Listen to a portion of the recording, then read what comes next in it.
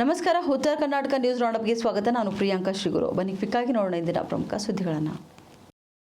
ನಗರದ ಜಿಲ್ಲಾಧಿಕಾರಿಗಳ ಕಚೇರಿ ಎದುರೇ ಕೆಟ್ಟು ನಿಂತ ಸಿಟಿ ಬಸ್. ಸರ್ವಿಸ್ ಇಲ್ಲದೆ ಹಾಗೂ ಬಿಸಿಲಿನ ತಾಪಕ್ಕೆ ಕೆಟ್ಟು ನಿಂತಿದ್ದ ಬಸ್. ಕಲಬುರಗಿ ನಗರದ 4 ನಂಬರ್ ಘಟಕಕ್ಕೆ ಸೇರಿದ KA32F2047 ಬಸ್ ಇದಾಗಿದೆ. ಬಸ್ ಎಂಜಿನ್ ಹೀಟ್ ಆಗಿದ್ದ ಪರಿಣಾಮವಾಗಿ ಎಂಜಿನ್ನಲ್ಲಿ ಹೊಗೆ ಕಾಣಿಸಿಕೊಂಡಿದೆ. ನಡು ರಸ್ತೆಯಲ್ಲಿ ಕೆಟ್ಟು ನಿಂತ KKRTC ಬಸ್ ಪ್ರಯಾಣಿಕರನ್ನ ಬೇರೆ ಬಸ್ಗೆ ಶಿಫ್ಟ್ ಮಾಡಿದ್ದಾರೆ ನಿರ್ವಾಹಕರು.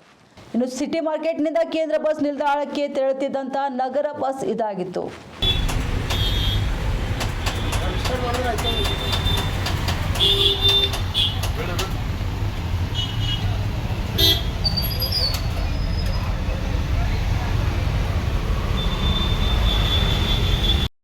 ಸಿಂಧನೂರು ನಗರದಲ್ಲಿ ಮೇ 8ರಂದು ಸಾಯಂಕಾಲ ಗಂಗಾವತಿ ಮುಖ್ಯ ರಸ್ತೆಯ AVS ಬ್ರಿಲಿಯಂಟ್ ಕಾಲೇಜು ಸಮೀಪದಲ್ಲಿ ಕಾಲೇಜು ಮುಗಿಸಿಕೊಂಡು ಮನೆಗೆ ತೆರಳುತ್ತಿದ್ದಂಥ 4 ವಿದ್ಯಾರ್ಥಿನಿಯರ ಮೇಲೆ ಕಾರು ಹರಿದ ಪರಿಣಾಮವಾಗಿ ಒಬ್ಬ ವಿದ್ಯಾರ್ಥಿನಿ ಸ್ಥಳದಲ್ಲಿ ಮೃತಪಟ್ಟಿದ್ದಾಳೆ. 3 ವಿದ್ಯಾರ್ಥಿನಿಯರು ಕೂಡ ಗಂಭೀರವಾಗಿ ಗಾಯಗೊಂಡಿದ್ದಾರೆ. ಇನ್ನು ಒಬ್ಬ ವಿದ್ಯಾರ್ಥಿನಿ ಸ್ಥಳದಲ್ಲಿ ಮೃತಪಟ್ಟಿದ್ದು, ಮೃತ ವಿದ್ಯಾರ್ಥಿನಿಯನ್ನ ಭೂಮಿಕಾ ಅರಗಿನಮರ ಕ್ಯಾಂಪ್ ಎಂದು ಗುರುತಿಸಲಾಗಿದೆ. 4 ವಿದ್ಯಾರ್ಥಿನಿಯರು ದ್ವಿತೀಯ PUC ವಿಜ್ಞಾನ ವಿಭಾಗದಲ್ಲಿ AVS ಬ್ರಿಲಿಯಂಟ್ ಕಾಲೇಜಿನಲ್ಲಿ ವಿದ್ಯಾಭ್ಯಾಸ ಮಾಡುತ್ತಿದ್ದರು ಎಂದು ತಿಳಿದುಬಂದಿದೆ. ಗಾಯಗೊಂಡಂತ ವಿದ್ಯಾರ್ಥಿನಿಯರಾದ ಮೇಘನಾ, ಮಹೇಶ್ವರಿ, ಜಹೀಬಾ ಅವರಿಗೆ ಗಂಭೀರ ಗಾಯಗಳಾಗಿದ್ದು ಅವರನ್ನು ಸ್ಥಳೀಯ ಖಾಸಗಿ ಆಸ್ಪತ್ರೆಗೆ ದಾಖಲಿಸಲಾಗಿದೆ. ಇನ್ನು ಕಾಲೇಜಿನಿಂದ ವಿದ್ಯಾರ್ಥಿನಿಯರು ನಡೆದುಕೊಂಡು ಹೋಗ್ತಿದ್ದಂತಹ ಸಂದರ್ಭದಲ್ಲಿ ಹಿಂದಿನಿಂದ ಬಂದ ಮಹೇಂದ್ರ ಥಾರ್ ಕಾರ್ ಏಕಾಏಕಿ ರಿವರ್ಸ್ ತೆಗೆದುಕೊಳ್ಳುವಂತಹ ವೇಳೆ ಈ ನಿಯಂತ್ರಣ ತಪ್ಪಿ ವಿದ್ಯಾರ್ಥಿನಿಯರ ಮೇಲೆ ಹರಿದಿದೆ. ಘಟನಾ ಸ್ಥಳಕ್ಕೆ ಪೊಲೀಸರು ಭೇಟಿ ನೀಡಿ ಪರಿಶೀಲನೆ ಮಾಡಿದ್ದಾರೆ. ಮೃತ ದೇಹವನ್ನು ಕೂಡ ಸಾರ್ವಜನಿಕ ಸರ್ಕಾರಿ ಆಸ್ಪತ್ರೆಗೆ ಮರಣೋತ್ತರ ಪರೀಕ್ಷೆಗಾಗಿ ಕಳಿಸಲಾಗಿದೆ ಎಂದು ತಿಳಿದು ಬಂದಿದೆ. ಕಲಬುರಗಿ ಜಿಲ್ಲೆಯಲ್ಲಿ AI ಕ್ಯಾಮೆರಾ ಕಣ್ಣಿನಿಂದ ತಪ್ಪಿಸಿಕೊಳ್ಳಲು ನಂಬರ್ ಪ್ಲೇಟ್ ಮೇಲೆ ಸ್ಟಿಕ್ಕರ್ ಅಂಟಿಸಿ ಸಂಚರಿಸುತ್ತಿದ್ದಂತಹ ಬೈಕ್ ಸವಾರನನ್ನು ಟ್ರಾಫಿಕ್ ಪೊಲೀಸರು ಬಂಧಿಸಿರುವ ಘಟನೆ ಕಲಬುರಗಿ ನಗರದಲ್ಲಿ ನಡೆದಿದೆ. ಹೋಂಡಾ ಕಂಪನಿಗೆ ಸೇರಿದ ಹೋಂಡಾ ಶೈನ್ ಬೈಕ್ನಲ್ಲಿ ಸಂಚರಿಸುತ್ತಿದ್ದ ಸವಾರನು ತನ್ನ ವಾಹನದ ನಂಬರ್ ಪ್ಲೇಟ್ನ KA32P566 ಇನ್ನು ನಂತರದ ಅಂಕಿಗಳನ್ನು ಸ್ಟಿಕ್ಕರ್ ಅಂಟಿಸಿ ಮರೆಮಾಚಿದ್ರು. AI ಕ್ಯಾಮೆರಾ ಹಾಗೂ ಟ್ರಾಫಿಕ್ ನಿಯಮ ಉಲ್ಲಂಘನೆ ಪತ್ತೆಯಾಗದಂತೆ ಮಾಡಲು ಈ ರೀತಿಯ ಚಾಲಾಕಿತನ ತೋರಿಸಿದ್ದಾನೆಂದು ಪೊಲೀಸರು ತಿಳಿಸಿದ್ದಾರೆ. ನಗರದಲ್ಲಿ ಅನುಮಾನಾಸ್ಪದ ರೀತಿಯಲ್ಲಿ ಓಡಾಡ್ತಿದ್ದಂಥ ಬೈಕನ್ನು ಟ್ರಾಫಿಕ್ ಪೊಲೀಸ್ ಠಾಣೆ 2 ಸಿಬ್ಬಂದಿ ತಡೆದು ಪರಿಶೀಲನೆ ನಡೆಸಿದಾಗ ನಂಬರ್ ಪ್ಲೇಟ್ನಲ್ಲಿ ಸ್ಟಿಕ್ಕರ್ ಅಂಟಿಸಿರುವುದು ಬೆಳಕಿಗೆ ಬಂದಿದೆ. ತಕ್ಷಣ ಸವಾರನಿಗೆ ದಂಡ ವಿಧಿಸಿ ಮುಂದೆಯೂ ಕೂಡ ಇದೇ ರೀತಿಯ ಕೃತ್ಯ ಮರುಕಳಿಸಿದರೆ ಚಾಲನಾ ಪರವಾನಗಿ ರದ್ದುಪಡಿಸುವ ಎಚ್ಚರಿಕೆಯನ್ನ ಅಧಿಕಾರಿಗಳು ನೀಡಿದ್ದಾರೆ. मैं ऐसे निकला, मैं हेलमेट पहले गए, वो गली में बच्चे कौन लगा नहीं मालूम, मैं देखा भी नहीं नंबर प्लेट को, वो अगली बार नहीं होता उसका फाइन भर दो. ट्रैफिक रूल्स फॉलो करता हूँ मैं हमेशा, ये बार फॉलो करा था, नंबर प्लेट देखा नहीं था मैं गाड़ी पे, तो हो गई गलती, उसका फाइन भर दे रहा हूँ.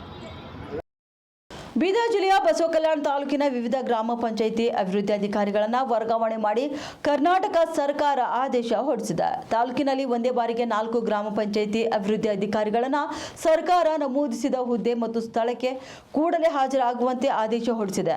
ಉಜಳಂಬ ಗ್ರಾಮ ಪಂಚಾಯಿತಿ ಅಭಿವೃದ್ಧಿ ಅಧಿಕಾರಿ ಆನಂದ್ ಚಡ್ಕಾಪುರ್, ಗ್ರಾಮ ಪಂಚಾಯಿತಿ ಅಭಿವೃದ್ಧಿ ಅಧಿಕಾರಿ ಮಲ್ಲನಗೌಡ, ಪ್ರತಾಪುರ ಗ್ರಾಮ ಪಂಚಾಯಿತಿ ಅಭಿವೃದ್ಧಿ ಅಧಿಕಾರಿ ಚಂದ್ರಮಾ ದೋಳ್ಖೇಡೆ, ಘೋಟಾಳ ಗ್ರಾಮ ಪಂಚಾಯಿತಿ ಅಭಿವೃದ್ಧಿ ಅಧಿಕಾರಿ ಭೀಮಶಾ ದಂಡಿನ್ ಈ 4 ಜನ ಗ್ರಾಮ ಪಂಚಾಯಿತಿ ಅಭಿವೃದ್ಧಿ ಅಧಿಕಾರಿಗಳನ್ನು ಕಲಬುರಗಿ ಜಿಲ್ಲೆಯ ವಿವಿಧ ಗ್ರಾಮ ಪಂಚಾಯಿತಿಗೆ ವರ್ಗಾವಣೆ ಮಾಡಿ ಕರ್ನಾಟಕ ಸರ್ಕಾರದ ಗ್ರಾಮೀಣಾಭಿವೃದ್ಧಿ ಮತ್ತು ಪಂಚಾಯತ್ ರಾಜ್ ಇಲಾಖೆಯು ಸಾರ್ವಜನಿಕ ಹಾಗೂ ಆಡಳಿತಾತ್ಮಕ ಹಿತದೃಷ್ಟಿಯಿಂದ ವರ್ಗಾವಣೆ ಮಾಡುವ ಮುಖಾಂತರ ಆದೇಶ ಹೊರಡಿಸಲಾಗಿದೆ ಎಂದು ತಿಳಿದು ಬಂದಿದೆ.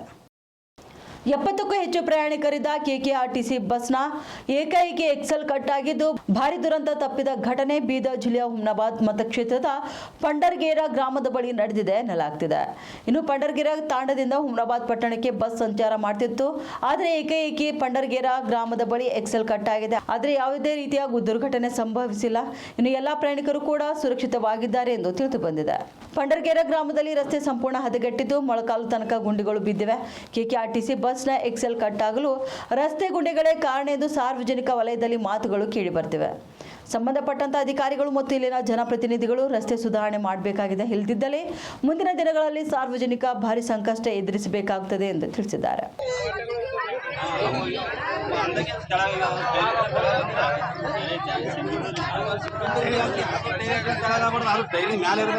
ಸಿಗ್ಬಿಳಕ್ಕೆ ಆಚೆ ಪಾಠ ಮಾಡ್ದೈತಿ ಇಂಥ ಟಿಕೆನ ಇರ್ಕಿರ್ತದೆ ಶಂಬರ್ ಮಂದಿ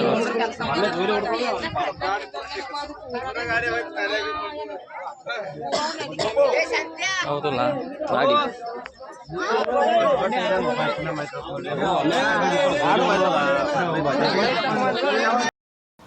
ರಾಜ್ಯ ಸರ್ಕಾರ ಮದ್ಯದ ಮೇಲಿನ ತೆರಿಗೆ ವ್ಯವಸ್ಥೆಯಲ್ಲಿ ಮಹತ್ವದ ಬದಲಾವಣೆ ತಂದು ಹೊಸ ಅಬಕಾರಿ ನೀತಿಯನ್ನು ಜಾರಿಗೆ ತಂದಿದೆ.